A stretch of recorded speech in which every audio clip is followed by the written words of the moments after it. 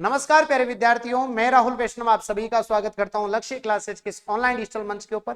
आज का सेशन आप सभी के लिए एक यूं मान के चलिएगा कि मोटिवेशन का काम करेगा, क्योंकि आपका 5 जुलाई को आपका एग्जाम है एलडीसी का।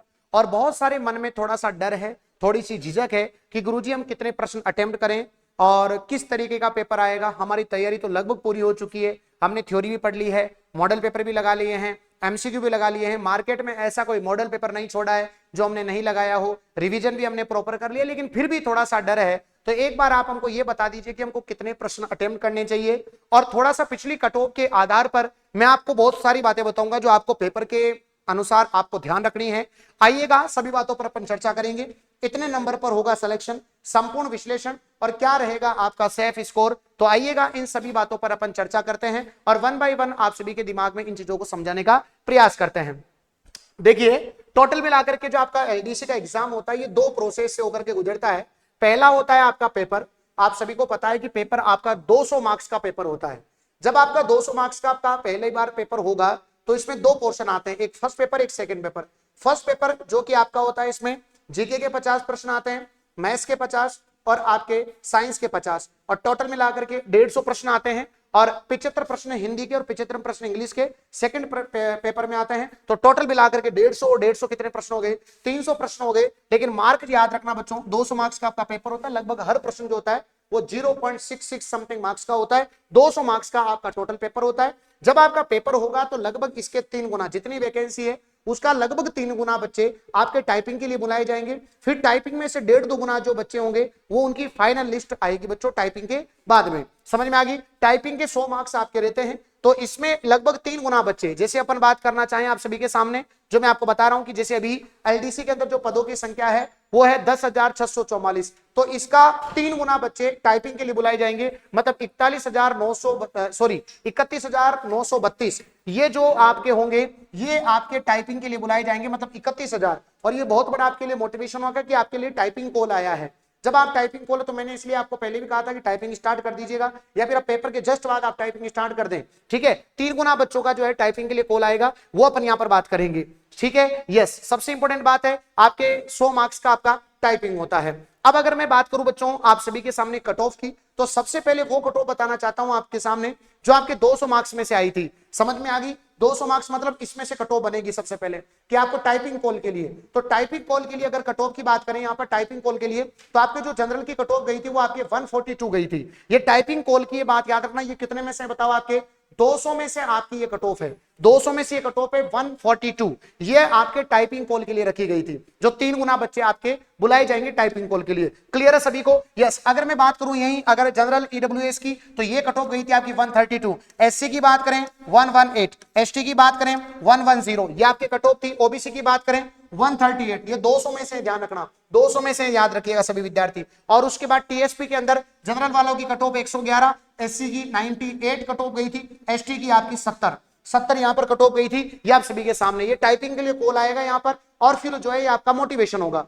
अब उसके बाद यहां पर टाइपिंग का हो गया। अब उसके बाद जो है आप सभी के सामने जो फाइनल लिस्ट आई थी, जो आपके फाइनल कट ऑफ आई थी 2024 में, ये अलग अलग बनाई गई थी। आपको याद होगा सबसे पहले सबसे इंपॉर्टेंट सबसे ज्यादा मार्क्स चाहिए आपके सचिवालय के लिए, तो सचिवालय के लिए अलग से कट ऑफ आई थी। उसके बाद जनरल वाली जो होती है उसके लिए अलग से आई थी, और आपके आरपीएससी वाला जो डिपार्टमेंट होता है उसके लिए अलग से कट ऑफ जारी की गई थी। मैंने यहां पर एक जनरल आपके सामने डाटा लिखा है तो आपको पता रहेगा। जैसे सचिवालय की कट ऑफ सबसे ज्यादा जाती है, लगभग अप्रॉक्स जनरल की कट ऑफ गई थी 246 प्लस पॉइंट कुछ गया था, और ओबीसी की कट ऑफ गई थी 243। यही अपन बात करें तो लगभग देखो लगभग सेम सी ही कट ऑफ यहां पर आपको आरपीएससी में देखने को मिलेगी। और यहां पर जो जनरल वाला जो आपका एलडीसी होता है उसके अंदर आपके 231 जनरल की कट ऑफ गई थी, और ओबीसी की कट ऑफ गई थी आपकी 222। और ये सचिवालय की और आरपीएससी की तो इससे भी ज्यादा जाती है कट ऑफ। ये आपकी 2024 में अलग अलग कट ऑफ आपके यहां पर जारी की गई थी। ये फाइनल कट ऑफ है, मतलब ये फाइनल कट ऑफ मतलब 300 मार्क्स में, जिसमें आपके 200 मार्क्स का आपका जो पेपर हुआ वो प्लस आपके 100 मार्क्स की आपकी क्या है बताओ? आपकी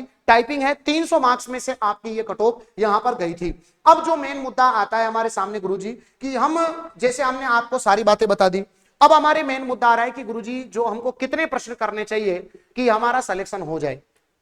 पहली बात तो ये कभी भी आप बता ही नहीं सकते कि कितने प्रश्न आपको अटेम्प्ट करने हैं पेपर में, क्योंकि वो कहीं ना कहीं डिपेंड करता है पेपर के लेवल पर। ये कहीं ना कहीं डिपेंड करता है पेपर के लेवल पर, आपके डिपेंड करता है कि भाई पेपर का लेवल कैसा है। हो सकता है कि पेपर का लेवल हार्ड आ जाए। अब जब पेपर का लेवल हार्ड आएगा तो सबके लिए ही हार्ड होगा। जब पेपर का लेवल हार्ड आता है तो उस समय आपको सबसे इंपॉर्टेंट बात याद रखनी है, केवल उसी प्रश्नों को करो जो प्रश्न आपको 110% आते हैं।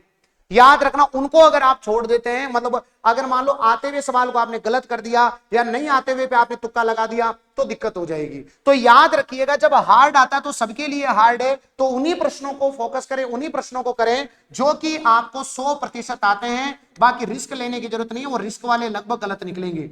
समझ में आ गई। और अगर पेपर का लेवल, अगर प्यारे बच्चों इजी टू मॉडरेट आता है, इजी टू मॉडरेट अगर आपका पेपर आता है, तो आप सभी को एक सबसे खास बात ध्यान रखनी है कि आपको पेपर के अंदर सबसे इंपॉर्टेंट है धैर्य बनाए रखना है। पैसे, क्योंकि जब क्या होता है, जब पेपर का लेवल बहुत ज्यादा इजी हो जाता है या मॉडरेट आता है, तो उस समय पेपर वाला कहीं ना कहीं आपको ऑप्शन में, कथन में, कारण में, इसमें घुमाने का प्रयास करेगा और जल्दबाजी के चक्कर में आप उस आते हुए सवाल को भी गलत कर दोगे। और जब पेपर का लेवल आसान आता है और उस समय अगर आप कोई सवाल गलत कर देते हैं तो एक गलत सवाल से आप हजारों की भीड़ से पीछे रह जाते हैं। तो उस समय आपको पेशेंस रखना है भाई। ऐसे तो मैं आपको बता सकता हूं भाई, आपका जो टारगेट है वो लगभग प्यारे बच्चों नॉर्मल मान के देखो। पिछली बार मैं आपको बताऊं, अगर 2024 से अपन कंपेयर करें तो वहां पर पोस्ट भी कम थी, साथ ही साथ फॉर्म भी कम थे, मतलब फॉर्म भी ज्यादा थे आपके, लगभग 7.5 लाख के समथिंग फॉर्म होंगे मेरे हिसाब से। और यहां पर जो है सबसे इंपॉर्टेंट बात, पिछली बार पोस्ट भी कम थी, यहां पर फॉर्म भी कम है और आपके पोस्ट क्या है बताओ, ज्यादा है। तो नेचुरल सी बात है, अगर आप उतना टारगेट लेके नहीं चल रहे हैं तो भी आपका काम चल जाएगा। लेकिन कहीं ना कहीं, जैसे मैं आपको बोलूं कि भाई पहले पेपर में 150 प्रश्न आते हैं, लगभग 100 प्रश्न का टारगेट लेके चलो, 100 से 110 प्रश्नों का। और सेकंड पेपर में भी 100 से 110 प्रश्नों का टारगेट लेकर के चलो, आपका काम हो जाएगा। लेकिन ये सपोज दैट मान लो पेपर का लेवल टफ आ गया, पेपर का लेवल हार्ड आ गया, तो फिर तुम अगर इतने अटेम्प्ट करने लगोगे तो आपका तो नेगेटिव मार्किंग हो जाएगा, फिर तो आपसे आएगा ही नहीं, फिर तो तुम तुक्का लगाओगे। तो ये ध्यान रखना कि ये मैं आपको ये बता रहा हूं कि अगर इजी टू मॉडरेट आता है तो अगर आप इतने प्रश्न करोगे तो आपका सिलेक्शन श्योर हो जाएगा, इजी टू मॉडरेट आता है तो। लेकिन अगर पेपर का लेवल टफ आता है तो प्रश्नों को आगे पीछे करना जरूरी है, यह बात याद रखना। दूसरी बात, पेपर के अंदर जैसे आपके कोई कथन कारण का सवाल आ रहा है, जैसे सपोज दैट कथन दे दिए, कथन 1, कथन 2, कथन 3, कथन 4, कथन 5, और नीचे आता ना निम्न में से कौन कौन सा कथन सत्य है। तो आपको क्या है, जैसे पहला कथन पढ़ा आपने, वो आपको हो सकता है मान लो नहीं आ रहा हो, तो घबराने की जरूरत नहीं है। आप नहीं आ रहा है तो दूसरा कथन पढ़ो। कभी कभी ऐसा होता है कि जैसे भी आप अपने आंसर तक पहुंच जाओगे, मेरी बात आपको समझ में आनी चाहिए कि आपको जैसे सुमेलित करने वाला सवाल आया, जैसे अभी वनपाल का पेपर हुआ था, अब उस वनपाल के पेपर में इधर अम्ल दे दिए और इधर बोला था कौन कौन से अम्ल हैं, उसमें केवल एक आपको आना चाहिए था, वो है दही। और दही में कौन सा अम्ल होता है, लैक्टिक अम्ल होता है। बोलो क्लियर है सभी को, दही में कौन सा अम्ल होता है, लैक्टिक अम्ल होता है।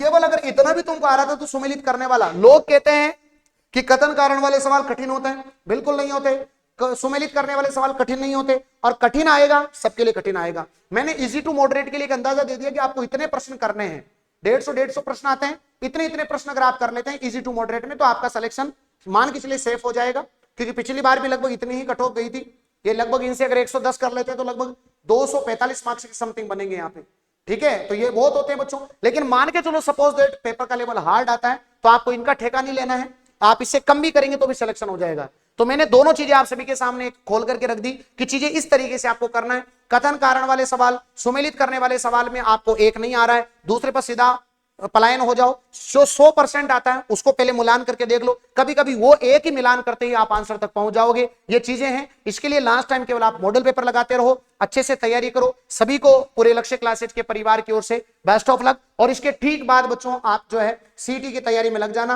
क्योंकि सीटी की तैयारी करना बहुत जरूरी है। याद रखना सीटी के लिए हमारे नोट्स भी आ चुके हैं, सारे नोट्स भी अवेलेबल है, नया बैच भी स्टार्ट हो चुका है। सीटी के साथ वीडियो पटवारी की तैयारी हम आपको बिल्कुल निःशुल्क करवा रहे हैं, और 12th लेवल के साथ हम पुलिस की तैयारी आपको बिल्कुल फ्री करवा रहे हैं। तो बस आप आराम से, सभी को बेस्ट ऑफ लक, अच्छे से तैयारी करो। और साइंस की जो हमने एलडीसी की किताब बनाई थी वो आपको कैसी लगी कमेंट बॉक्स में जरूर बताइएगा। बस आपका प्यार और विश्वास इसी प्रकार बना रहे। एप्लीकेशन में हमने बहुत डेप्थ के अंदर चीजों को पढ़ा है ना, तो आराम से आप पढ़ते रहें, आगे बढ़ते रहें और मेहनत करते रहें। सभी को पूरे लक्ष्य क्लासेज के परिवार की ओर से बेस्ट ऑफ लक, धन्यवाद।